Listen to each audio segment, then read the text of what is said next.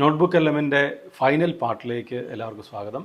നമ്മൾ ഈ പാർട്ടിൽ റിപ്പോർട്ട്സ് എങ്ങനെ ജനറേറ്റ് ചെയ്യാം എന്നാണ് കാണുന്നത്. ഇവിടെ സ്റ്റുഡിയോ സെഷനിൽ റിപ്പോർട്ട് കൊടുത്തിട്ടുണ്ട്. അവിടെ ക്ലിക്ക് ചെയ്യാം. വേറൊരു വിൻഡോയിലേക്ക് വരും. ഇവിടെ 4 ബേസിക് ഫോമാറ്റ്സ് നൽകിയിട്ടുണ്ട്. ക്രിയേറ്റ് യുവർ ഓൺ, അതായത് നമ്മുടെ സ്വന്തം പ്രോംപ്റ്റ് ഉപയോഗിച്ച് നമുക്ക് ഇഷ്ടമുള്ള ലാംഗ്വേജിൽ നമുക്ക് റിപ്പോർട്ട് ജനറേറ്റ് ചെയ്യാനായിട്ട് സാധിക്കും. നമ്മൾ ഏത് ടോപ്പിക്കിനെ കുറിച്ചുള്ള സോഴ്സാണോ അപ്ലോഡ് ചെയ്തിരിക്കുന്നത് അതിനെ സംബന്ധിച്ച് നമുക്ക് റിപ്പോർട്ട് ജനറേറ്റ് ചെയ്യാനായിട്ട് സാധിക്കും നമ്മൾ കൊടുക്കുന്ന പ്രോംപ്റ്റ് അനുസരിച്ച്. രണ്ടാമത്തത് ബ്രീഫ് ഡോക്ക് എന്ന് പറയുന്ന സെക്ഷനാണ്, ഫോർമാറ്റാണ്. അവിടെ ക്ലിക്ക് ചെയ്യുമ്പോഴത്തേക്കും അവിടെയും നമുക്ക് ലാംഗ്വേജ് സെലക്ട് ചെയ്യാൻ ഓപ്ഷനുണ്ട്, പ്രോംപ്റ്റ് ടൈപ്പ് ചെയ്യാനായിട്ടുള്ള ഓപ്ഷനുണ്ട്. ഇതിൻ്റെ പ്രത്യേകത എന്ന് പറയുന്നത് key insights and important codes, key insights മാത്രം നമുക്ക് പ്രൊവൈഡ് ചെയ്യുന്ന ഒരു റിപ്പോർട്ട് ജനറേറ്റിംഗ് ഓപ്ഷനാണിത്. ഇവിടെ ഡിഫോൾട്ടായിട്ട് ഒരു പ്രോംപ്റ്റ് നൽകിയിട്ടുണ്ട്. നമുക്ക് ആ പ്രോംപ്റ്റ് ഉപയോഗിച്ച് നമുക്ക് ജനറേറ്റ് ചെയ്യാം, അല്ലെങ്കിൽ പ്രോംപ്റ്റ് എഡിറ്റ് ചെയ്ത് നമുക്ക് ജനറേറ്റ് ചെയ്യാം, അല്ലെങ്കിൽ നമ്മുടേതായിട്ടുള്ള ഒരു പ്രോംപ്റ്റ് കൊടുത്ത് നമുക്ക് ജനറേറ്റ് ചെയ്യാനായിട്ട് സാധിക്കും. അടുത്ത ഫോർമാറ്റ് എന്ന് പറയുന്നത് സ്റ്റഡി ഗൈഡാണ്. എനിക്കൊന്ന് സ്റ്റുഡൻസിനെ സംബന്ധിച്ചിടത്തോളം ഏറ്റവും യൂസ്ഫുൾ ആയിട്ടുള്ള ഒരു റിപ്പോർട്ട് ജനറേഷൻ പ്രൊവിഷനാണിത്. ഇവിടെയും നമുക്ക് ഓൾറെഡി ഒരു ഡിഫോൾട്ടായിട്ട് പ്രോംപ്റ്റ് നൽകിയിട്ടുണ്ട്. ഇവിടെ നമുക്ക് നമ്മുടേതായിട്ടുള്ള പ്രോംപ്റ്റ് കൊടുക്കാം. സ്റ്റഡി ഗൈഡ് എന്നുള്ള രീതിയിൽ ഒരു റിപ്പോർട്ട് നമുക്ക് ജനറേറ്റ് ചെയ്ത് കിട്ടും. ഇതിൻ്റെ ഒരു പ്രത്യേകത എന്ന് പറയുന്നത് ഓട്ടോമാറ്റിക്കലി ഡിഫോൾട്ടായിട്ട് ഇതിനകത്ത് ക്വിസ്, അതിൻ്റെ ആൻസർ കീ, അതുപോലെ തന്നെ ഗ്ലോസറി, ഇത് ഓട്ടോമാറ്റിക്കലി ഇൻക്ലൂഡഡ് ആണ്. നമുക്ക് അടുത്തതിലേക്ക് പോകാം, എന്നിട്ട് തിരികെ വരാം. അടുത്തത് ബ്ലോഗ് പോസ്റ്റ് ആണ്. അതായത് നമ്മൾ ബ്ലോഗ് ചെയ്യുന്ന രീതി, നമുക്ക് ബ്ലോഗ് ചെയ്യാൻ നമ്മളെ ഹെൽപ്പ് ചെയ്യുന്ന രീതിയിൽ ഒരു കണ്ടന്റ് ഇത് ക്രിയേറ്റ് ചെയ്ത് തരികയാണ്. ഇവിടെ ഒരു ഡിഫോൾട്ട് പ്രോംപ്റ്റ് കിടപ്പുണ്ട്, അത് എഡിറ്റ് ചെയ്യാം, അല്ലെങ്കിൽ അത് തന്നെ ഉപയോഗിക്കാം. പിന്നെ നമ്മുടെ ഔട്ട്പുട്ട് ലാംഗ്വേജ് കൊടുക്കുകയും ചെയ്യാം. നമുക്ക് തിരികെ വിൻഡോയിലേക്ക് വരാം. ഇവിടെ താഴെ കുറച്ച് സജസ്റ്റഡ് ഫോർമാറ്റ് കൊടുത്തിട്ടുണ്ട് ഡിഫോൾട്ടായിട്ട്. ഇതൊരു ടെംപ്ലേറ്റ് എന്നുള്ള രീതിയിൽ നമുക്ക് ഉപയോഗിക്കാൻ സാധിക്കും. പോളിസി ബ്രീഫിങ്, കമ്പാരിറ്റീവ് അനാലിസിസ്, അതായത് നമ്മൾ IPRനെ കുറിച്ചാണ് പഠിക്കുന്നത്. IPRൻ്റെ ഓരോ ടൈപ്പിനെ കമ്പയർ ചെയ്തുകൊണ്ട് നമുക്കൊരു അനാലിസിസ് കിട്ടും. എക്സ്പ്ലനേറ്ററി ആർട്ടിക്കിളോ ഇത് തമ്മിലുള്ള ഡിഫറൻസ്, IPR ടൈപ്സ് തമ്മിലുള്ള ഡിഫറൻസിനെ എക്സ്പ്ലെയിൻ ചെയ്തുകൊണ്ടുള്ള രീതിയിൽ നമുക്ക് ഡിഫോൾട്ടായിട്ട് ഇതിനകത്ത് കിട്ടും. അതുപോലെ തന്നെ ഹിസ്റ്റോറിക്കൽ നറേറ്റീവ്, ഇതിൻ്റെ ഒരു ഹിസ്റ്റോറിക്കൽ ഡെവലപ്മെൻറ്റ്, IPRൻ്റെ ഒരു ഹിസ്റ്റോറിക്കൽ ഡെവലപ്മെൻറ്റ് എന്നുള്ള രീതിയിൽ നമുക്ക് റിപ്പോർട്ട് കിട്ടാനായിട്ട് ഈ ഒരു ടെംപ്ലേറ്റ് ഉപയോഗിക്കാം. ഇപ്പോൾ നമുക്കൊരു ഉദാഹരണത്തിനായിട്ട് ഒരു സ്റ്റഡി ഗൈഡ് എടുക്കാം. ഇവിടെ ക്ലിക്ക് ചെയ്തു. ഇത് ഞാൻ മലയാളം തന്നെ കൊടുക്കുകയാണ് നമുക്ക് ആവശ്യമുള്ള ഔട്ട്പുട്ട് ലാംഗ്വേജ് ആയിട്ട്.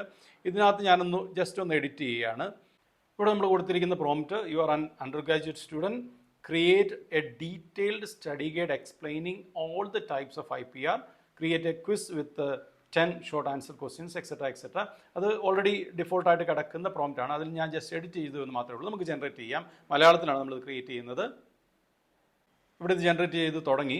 നമ്മുടെ സ്റ്റഡി ഗൈഡ് റിപ്പോർട്ട് നമുക്ക് ജനറേറ്റ് ചെയ്ത് വന്നു. നമുക്കത് ഓപ്പൺ ചെയ്യാം. ഇവിടെ അതിൻ്റെ ഒരു ഇൻട്രൊഡക്ഷൻ കൊടുത്തിട്ടുണ്ട്. പിന്നീട് ഓരോ ടൈപ്പിനെയും എക്സ്പ്ലെയിൻ ചെയ്തുകൊണ്ടുള്ള സ്റ്റഡി നോട്ട്സ് ഉണ്ട്. താഴേക്ക് വരുമ്പോഴത്തേക്ക് അതിൻ്റെ അവസാനം ക്വിസ് ജനറേറ്റ് ചെയ്തിട്ടുണ്ട്. അതിൻ്റെ ആൻസർ കീ കൊടുത്തിട്ടുണ്ട്. ഗ്ലോസറിയും നൽകിയിട്ടുണ്ട്. സോ ഇതാണ് നമ്മുടെ സ്റ്റഡി ഗൈഡ് എന്നുള്ള നിലയിലൊരു റിപ്പോർട്ട് ജനറേറ്റ് ചെയ്യുമ്പോഴത്തേക്ക് നമുക്ക് കിട്ടുന്നത്. മറ്റൊരു കാര്യം കൂടി ഉള്ളത്, ഇവിടെ ഈ സെറ്റിങ്സ് എടുത്തു കഴിഞ്ഞാൽ ഇവിടെ ഔട്ട്പുട്ട് ലാംഗ്വേജ് എന്ന് പറയുന്ന ഒരു സെക്ഷനുണ്ട്. ഈ ഔട്ട്പുട്ട് ലാംഗ്വേജ് സെക്ഷനിൽ നമുക്ക് ഇഷ്ടമുള്ള ലാംഗ്വേജ് നമുക്ക് സെലക്ട് ചെയ്ത് കൊടുക്കാം. നമ്മളിവിടെ മലയാളം സെലക്ട് ചെയ്ത് കൊടുക്കുകയാണ്. സേവ് ചെയ്തു. ഇത് എന്തിനാണെന്ന് വെച്ച് കഴിഞ്ഞാൽ നമ്മൾ ഈ ഒരു ചാറ്റ് സെക്ഷനിൽ ഇപ്പോൾ ഇംഗ്ലീഷിലാണ് നമുക്ക് ഔട്ട്പുട്ട് ലഭിക്കുന്നത്.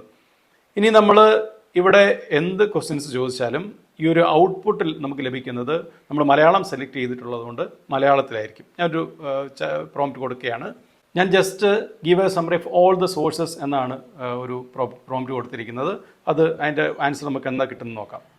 ഇവിടെ നമുക്ക് ലഭിച്ചിരിക്കുന്ന ഔട്ട്പുട്ട് മലയാളത്തിലാണ്. കാരണം നമ്മുടെ സെറ്റിങ്സിൽ നമ്മൾ ഔട്ട്പുട്ട് ലാംഗ്വേജ് മലയാളം കൊടുത്തിരിക്കും. ഇനി നമ്മൾ എന്ത് കാര്യങ്ങൾ ഏത് ലാംഗ്വേജിൽ ചോദിച്ചാലും ചാറ്റ് ബോക്സിൽ ടൈപ്പ് ചെയ്താലും നമുക്ക് കിട്ടുന്ന ഔട്ട്പുട്ട് മലയാളത്തിലായിരിക്കും. അപ്പോൾ ഇത്രയും കാര്യങ്ങളാണ് നോട്ട്ബുക്ക് എല്ലുമായിട്ട് ബന്ധപ്പെട്ട് എനിക്ക് നിങ്ങളുമായിട്ട് ഷെയർ ചെയ്യാനായിട്ടുള്ളത്. ഞാൻ തുടക്കത്തിൽ സൂചിപ്പിച്ച പോലെ നോട്ട്ബുക്ക് എല്ലാം വളരെ പവർഫുൾ ആയിട്ടുള്ള ഒരു ടൂളാണ്.